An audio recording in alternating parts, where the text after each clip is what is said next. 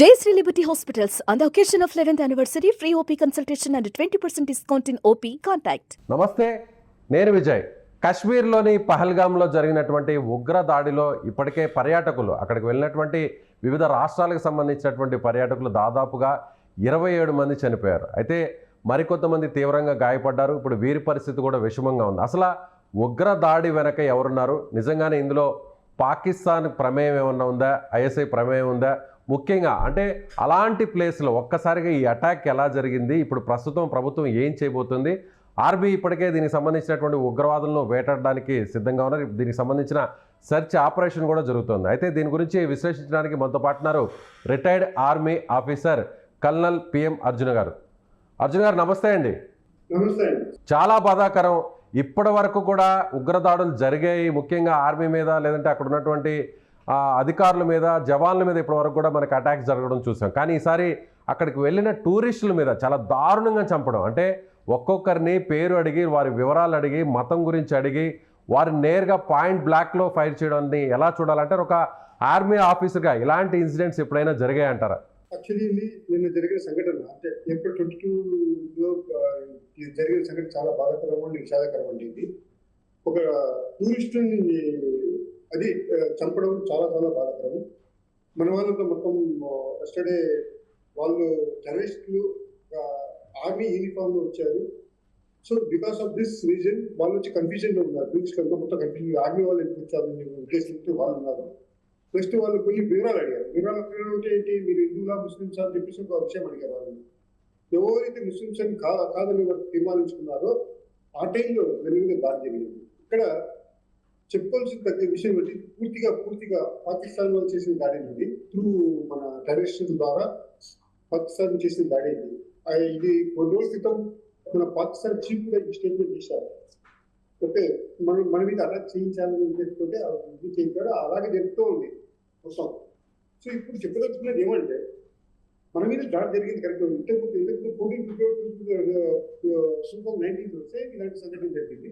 కాకపోతే అది టూరిస్టుల మీద కాదు, అది సిఆర్పిఎఫ్ జవాన్ల మీద. అదే పుల్వామాలో జరిగింది. అది పుల్వామాలో జరిగింది 14 ఫిబ్రవరి 2019లో. అక్కడ 40 మంది సిఆర్పిఎఫ్ జవాన్లు దారుణంగా చంపబడ్డారు. ఆ సూసైడెడ్ బ్యాంక్ బాంబ్ అటాక్ అనేది. సో దాని మూలంగా 40 మంది చనిపోయారు. దాని మీద మనం ప్రతికారం తెచ్చుకున్నాం. ఇది కాదండి పరిష్కారం వచ్చి పర్మనెంట్ పరిష్కారం మనం చేయాలంటే వాళ్ళ మీద దాడి మనం జరపాలి, యుద్ధమే జరగాలి అని తీర్మానంగా చెప్పడం లేదు. కాకపోతే హై లెవెల్లో చర్చ జరగాలి. ఎందుకంటే దారుణంగా చంపబడతారు ఎవరు, మన పబ్లిక్ ఎవరైతే వాళ్ళకి ఇన్నోసెంట్ టోటలీ. మొత్తం 26 మంది చనిపోయారు. అందులో ఒక IB officer, intelligence bureau. So is also responsible and become most respectable employee. అతను ఐబీ ఆఫీసర్ చంపబడ్డాడు in front of wife and children. ఎంత దారుణం అని చెప్పండి ప్లీజ్. వైపు చూస్తుంది, పిల్లలు చూస్తున్నారు, వాళ్ళ ముందు కాబట్టి ఐబీ ఆఫీసర్ చెప్పబడ్డాడు. సెకండ్ థింగ్, ఒక naval officer recently got married. 16th April 2025 married అయింది. He is posted in this thing what's called Kochi. He is a naval officer. Okay, he is lieutenant. Okay, so అతను 16th April 2025 అతను marriage అయింది. So ఇవాళ 22 అంటే maximum అంటే 4 + 6 days అయిందండి అంటే marriage అయింది. Just he along with his wife on two వచ్చారు as a district of the tourist. So intent of newly wedded wife ముందు ఇతని చెప్పారు. ఇలాంటి దారుణాలను మన తెలుగు వాళ్ళు ఒకరు విశాఖపట్నం, ఇంకొకరు కలిపే. అర్జున్ గారు, ఇప్పటి వరకు కూడా ఉగ్రవాదులు అటాక్ చేసినా కూడా, బాంబు పేలుళ్ళు, ఒకవేళ ఫైర్ ఓపెన్ చేసినా కూడా, ముంబై ఫైర్లో మనం చూసాం, ముంబై బ్లాస్ట్లో మనం చూసాం. అక్కడ ఒక హోటల్లో ఉగ్రమూకలు ఒక్కసారిగా ఫైర్ ఓపెన్ చేశారు. కానీ ఇక్కడ జరిగినటువంటి ఈ ఘటనలో చూస్తే ఒక్కొక్కరిని, అంటే హిందువులుగా ఉన్నటువంటి మగవారినే టార్గెట్ చేసి ఒక్కొక్కరు వివరాలను అడిగి వాళ్ళ ఫ్యామిలీ మెంబర్స్ ముందే, మనం ఇక్కడ సోషల్ మీడియాలో కావచ్చు ఆ విజువల్స్ అంతా చూస్తుంటే చాలా భయానకంగా ఉంది. అంటే స్థానికంగా అంతా ప్రశాంతంగా ఉంది. కాశ్మీర్లో ఇప్పుడు ఎలాంటి వివాదాలు లేవు, గొడవలు లేవు, ఉగ్రవాదుల కార్యకలాపాలు కూడా లేవు అని చాలా అందరం కూడా ప్రశాంతంగా ఉన్నాం. సో అందుకే కాశ్మీర్ కూడా టూరిస్టుల సంఖ్య కూడా పెరిగింది.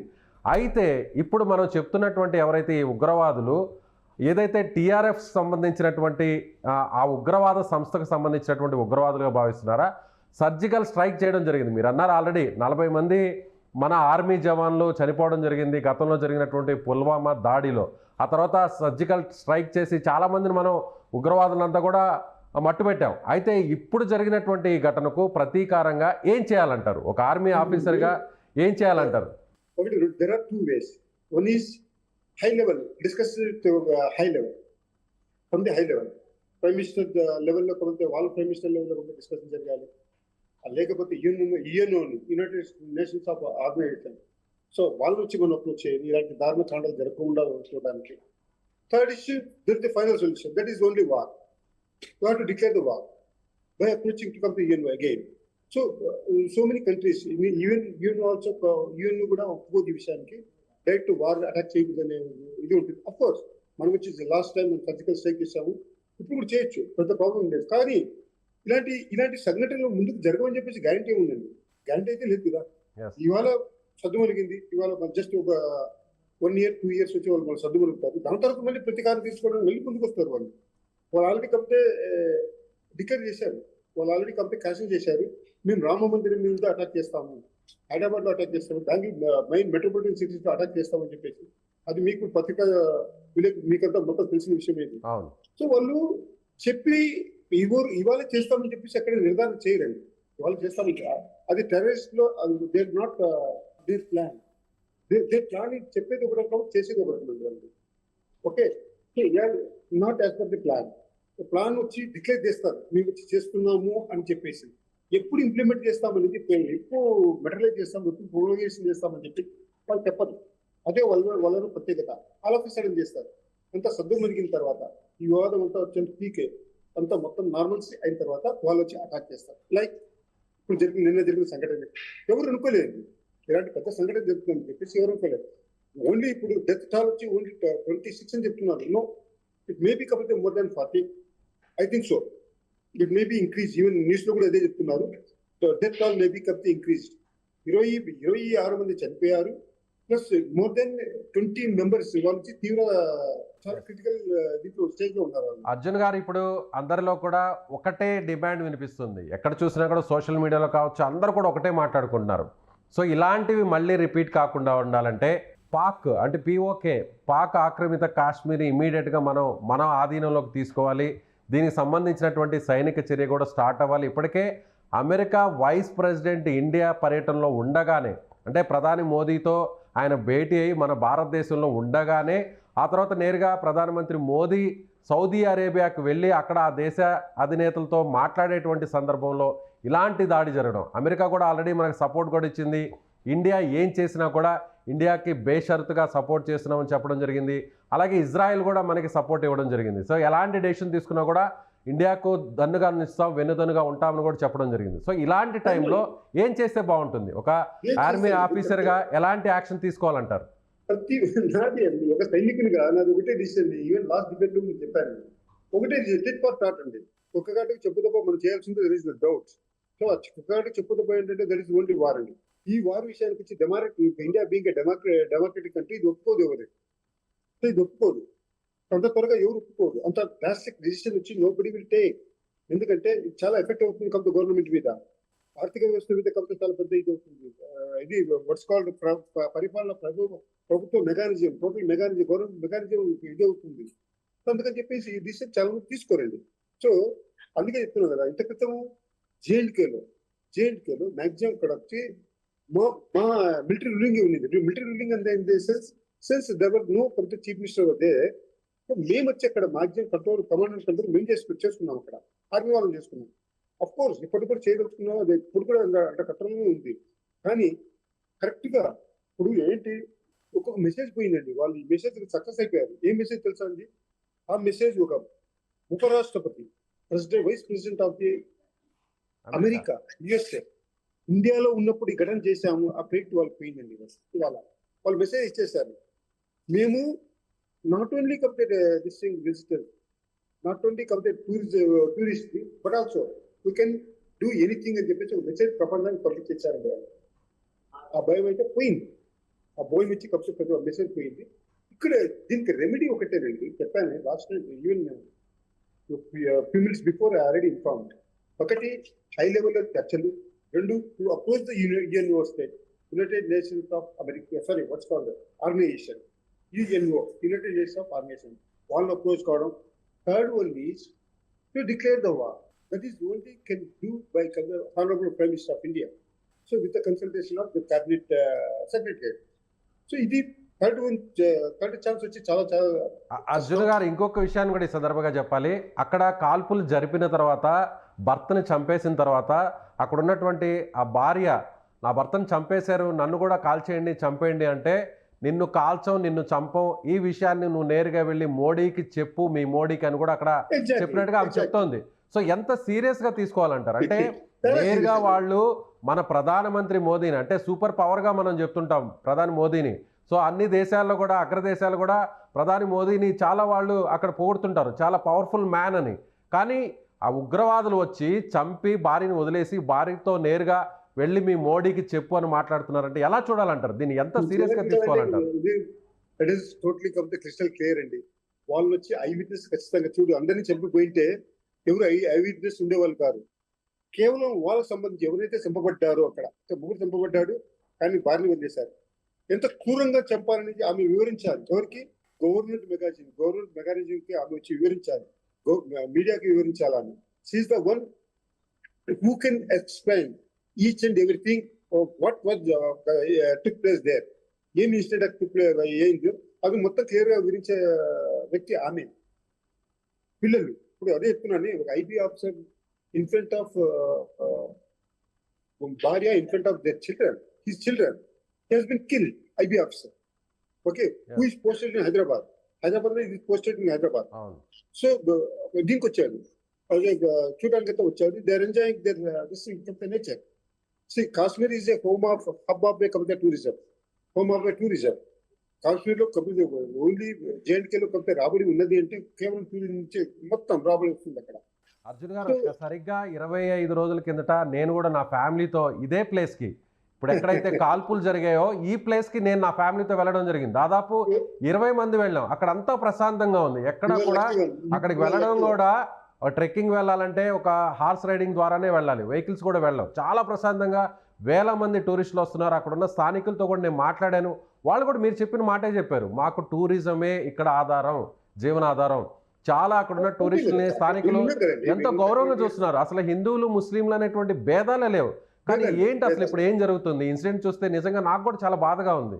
బాధ ఏంటండి, చాలా చాలా గౌరవం, ఇది చాలా గౌరవం. ఎప్పుడు ఏం జరుగుతుంది భగవంతుడు కాదు ఇక్కడ. ఎందుకంటే ట్రెడిషనల్ వాళ్ళకి మానవత్వం అనేది ఉండదండి. వాళ్ళ ఏం is to kill the Hindus first, to kill the Hindus. I repeat this word, to kill the Hindu. Because right from the beginning వాళ్ళకి వచ్చి మన మీద ప్రతీకార కక్ష ఉన్నది.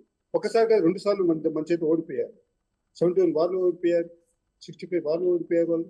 సో వాళ్ళకి వచ్చి వాళ్ళ ప్రతీకార కక్ష అనేది ఉంటుంది. డివిజన్ చేసాం మనం ఆ టైంలో, 1947లో మనం డివిజన్ చేసాం, పాకిస్తాన్ మనం కలుపుకోలే. సో అదొకటి.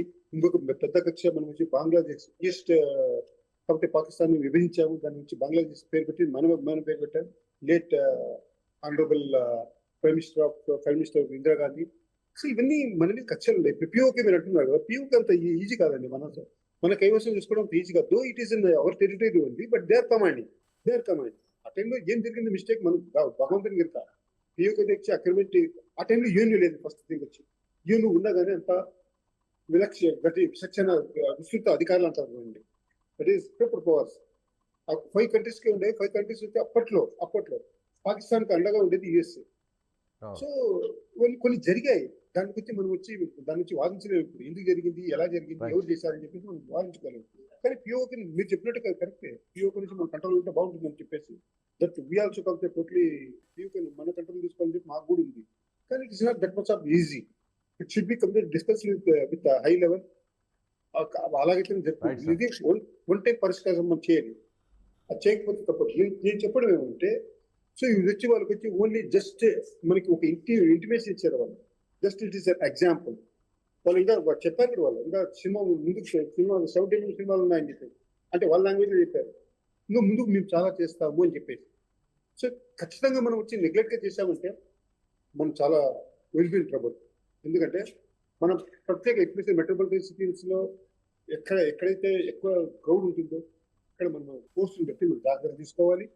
సెకండ్, అఫ్ కోర్స్ మేము ఆర్మీ వాళ్ళు ఉన్నాం, మా ఆర్మీ వాళ్ళు they are serving, there is no doubt.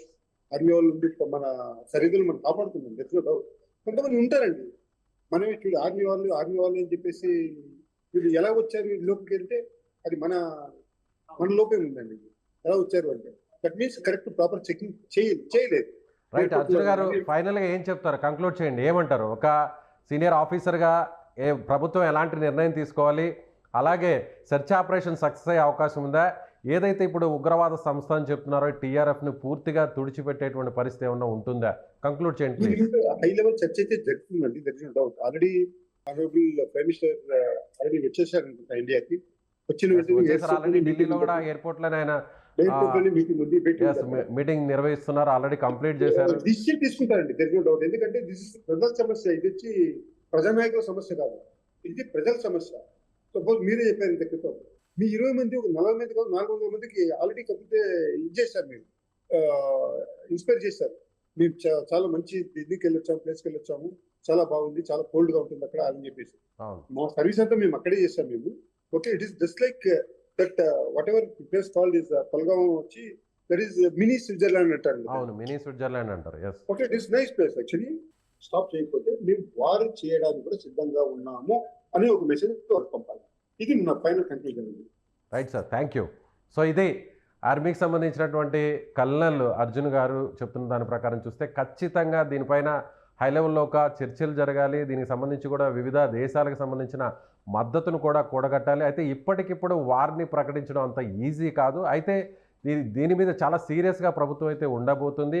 గతంలో పుల్వామా అటాక్ జరిగిన తర్వాత ఏ విధంగా అయితే మనం ప్రతీకారంగా సర్జికల్ స్ట్రైక్ చేసామో ఇప్పుడు అంతకు మించి చేయాల్సినటువంటి అవసరం ఉంది. అయితే ఉగ్రవాదుల లక్ష్యం మాత్రం నెరవేరింది. ముఖ్యంగా అమెరికా వైస్ ప్రెసిడెంట్ మన దేశ పర్యటనలో ఉండగానే ఉగ్రవాదులు ఇలాంటి అటాక్ చేయడం వల్ల వాళ్ళ లక్ష్యం అయితే మాత్రం నెరవేరింది. దీనివల్ల అగ్రదేశాలు, ప్రపంచ దేశాలన్నీ కూడా కశ్మీర్లో ఇంకా గందరగోళం ఉంది అనేటువంటి విషయాన్ని చాటి చెప్పే ప్రయత్నం అయితే చేశారు. సో దీని మీద ప్రభుత్వం ఎలా సీరియస్గా ఉండబోతుంది, మోడీ ఏం చేయబోతున్నారు, వేచి చూడాల్సినటువంటి పరిస్థితి ఉంది. సో మీరేమనుకుంటున్నారు, ఈ అటాక్ మీద మీ అభిప్రాయం ఏంటి? ఖచ్చితంగా కామెంట్ చేయండి. Thank you so much.